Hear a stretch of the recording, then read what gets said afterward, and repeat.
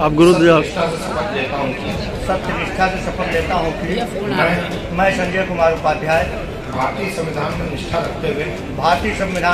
रखते हुए विधि द्वारा स्थापित मूल्यों की रक्षा करता रहूँगा। विधि द्वारा स्थापित मूल्यों की रक्षा करता रहूँगा। साथ ही डिस्ट्रिक्ट बार एसोसिएशन मिर्जापुर के संविधान के प्रति निष्ठावान रहूँगा तथा संघ के विकास के लिए निरंतर प्रगतिशील रहूँगा। मैं संघ के अध्यक्ष पद पर रहते हुए अधिवक्ताओं के न्यायिक हितों की सदैव निष्ठापूर्वक रक्षा करूँगा।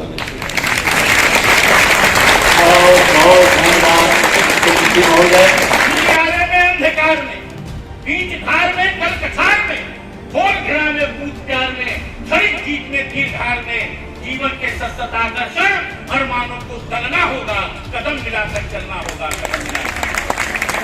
और आती है तो आए, घेर पड़ने की घोर घटाएं, पैरों के नीचे अंगारे, सर पर बरसे यदि ज्वालाएं, निज आंखों से आग लगाकर हंसते हंसते चलना होगा, कदम मिलाकर चलना होगा। एक कौन देख तो कई हालत को क्या हुआ है, अपने आईना है कि सूरत को क्या हुआ, जिसने बड़े बड़ों के तेज छक्के छुड़ा दिए, उसी सूरवीर कौम की हिम्मत को क्या हुआ, उसी सूरवीर कौम की हिम्मत को क्या हुआ। हमारे साथ वो न्याय नहीं हुआ जो आजादी के 75 साल बाद अमृतकाल में होना चाहिए था। ये सच है, जो हिस्सा हमको मिलना चाहिए था वो हमें नहीं मिला। आजादी के 75 साल बाद ये बात हो रही है कि इतने आवास बन गए, मजदूरों को पक्के छत मिलेंगे, शौचालय की व्यवस्था होगी। विशेष तौर पर पूर्वांचल के एरिया में देखने को मिलता है कि ईंट में, बढ़ई में, छपरा में, कपड़ा में बैठने के लिए विवश है। क्या वो न्याय हुआ है? मैं आपको और जोड़ना चाहता हूँ, इस देश में जब इमरजेंसी लगी तो किसी IAS की हिम्मत नहीं हुई कि इमरजेंसी के खिलाफ बोले। कोई नहीं बोलने वाला, कोई सुप्रीम कोर्ट का जज नहीं बोल रहा था, कोई हाई कोर्ट का जज, कोई सेशन जज नहीं बोल रहा था। DN लेखी जेल गए, जेठ मलानी पे वीसा लगा, अरुण जेटली 19 महीना जेल रहे, रविशंकर प्रसाद 12 महीना जेल रहे और नारीवन ने असिस्टेंट सॉलिसिटर पद से, जनरल पद से इस्तीफा दे दिया इमरजेंसी के खिलाफ। और आपको एक घटना बताना चाहता हूं जो आपको प्रेरणा देगी। इंदिरा जी के खिलाफ राजनारायण जी चुनाव लड़े थे, चुनाव इंदिरा जी जीत गई, राजनारायण ने इलेक्शन पिटीशन किया 1971 में, हम सब लोग जानते हैं। और उस इलेक्शन पिटीशन में जस्टिस जगमोहन सिन्हा साहब ने ऑर्डर किया कि इंदिरा गांधी का चुनाव रद्द किया जाता है। उस ऑर्डर को लेकर इंदिरा गांधी जी नानी पालकीवाला के घर गई। पालकीवाला ने उस ऑर्डर को देखा और हम लोग जैसे कहते हैं कि साहब इसमें स्टे करा देंगे, आप चिंता न करिए। और दूसरे दिन पालकीवाला साहब 23 जून 1975 को बहस करते हैं और जस्टिस कृष्णा अय्यर की हेडेड बेंच ने इंदिरा जी को रिलीफ दी और कहा मैडम गांधी पार्लियामेंट की प्रोसीडिंग अटेंड करेंगी, उस पर इंटरिम रिलीफ दे दिया। लेकिन 2 दिन बाद कुछ मारी गई, बेटे के कहने पर उन्होंने इमरजेंसी लगा दिया। ये बात हमको भी खराब लगती, कोई मौके बगैर पूछे अगर अपने मन से काम करते। तो पालकी वाला कोई बात खराब लगी कि इंदिरा गांधी ने इमरजेंसी लगाने से पहले उनसे राय नहीं लिया, और जब इंदिरा जी दोबारा गई फीस का लिफाफा लेकर पालकी वाला के घर, कहीं आप कहे थे कि आप फाइनल घर से आप ऑर्डर करा देंगे, तो पालकी वाला ने इंदिरा गांधी को फीस और फाइल के साथ दरवाजे से वापस कर दिया, कहा आपका मुकदमा हम नहीं करेंगे। ये घटना मैं आपको इसलिए बता रहा, सिर्फ इसलिए बता रहा हूं कि प्रधानमंत्री को दरवाजे से फाइल और पैसे के साथ वापस करने का बूता सिर्फ काले कोट वालों के अंदर।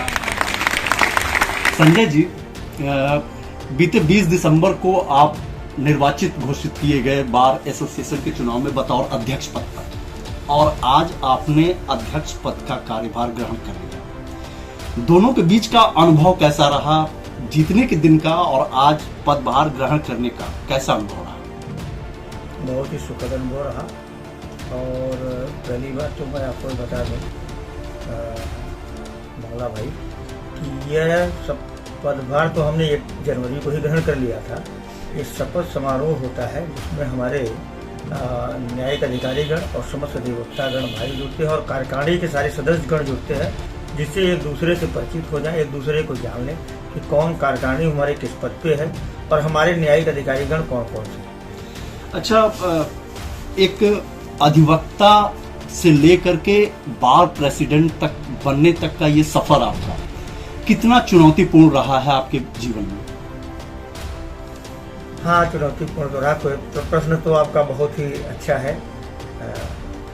चुनौतीपूर्ण रहा और अधिवक्ता से जीवन प्रारंभ करने से लेकर और आज तक चुनौतीपूर्ण रहा, सुखद रहा, खट्टी मीठी यादें रहीं और बहुत सी चीज़ें ऐसी आई जो कि सामाजिक और सांस्कारिक ज्ञान भी प्रदान की और उससे हम लोगों को बहुत कुछ सीखने को मिला।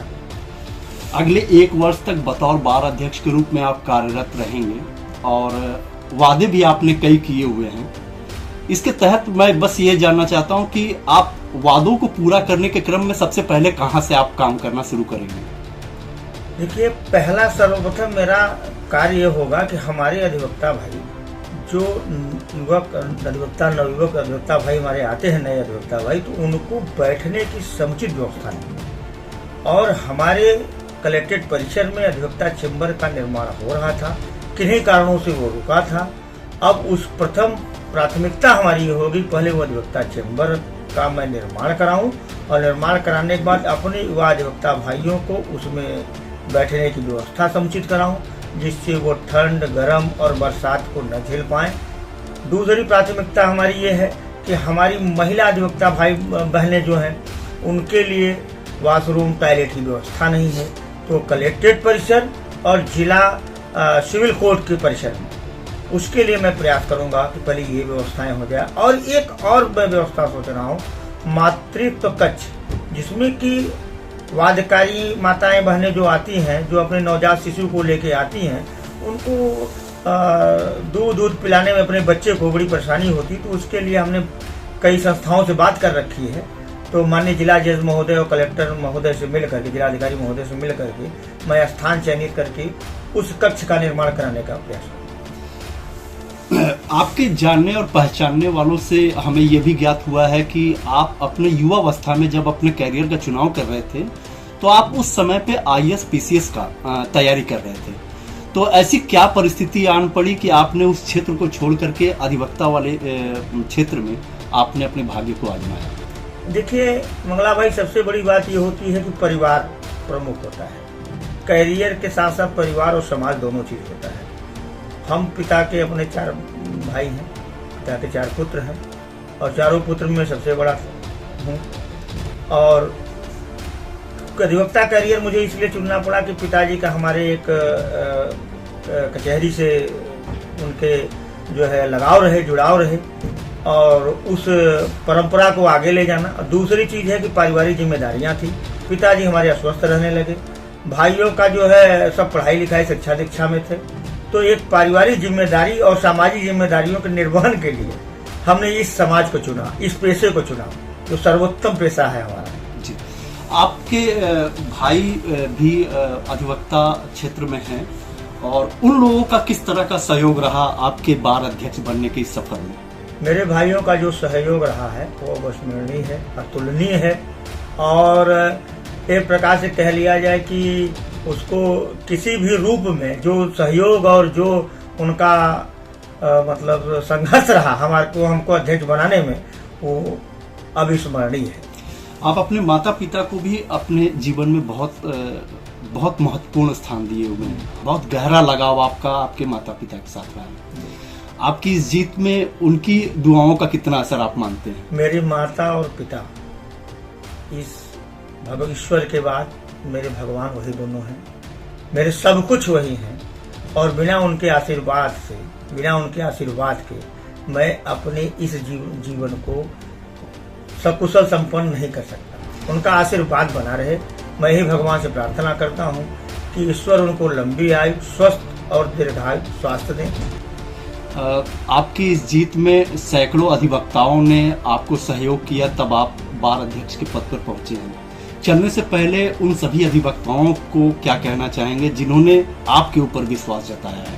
मैं उन सभी अधिवक्ता भाइयों को विश्वास दिलाना चाहता हूं, अपनी ओर से व्यक्तिगत रूप से यह विश्वास दिलाना चाहता हूं कि जिस उद्देश्य और जिस लक्ष्य की पूर्ति के लिए वो मुझे इस पद पर आसीन किए हैं, उनके विश्वास में खरा उतरूंगा और उनके विश्वास को कभी लगने नहीं दूंगा और उनके साथ कभी विश्वासघात होने नहीं दूंगा। ठीक, थैंक यू।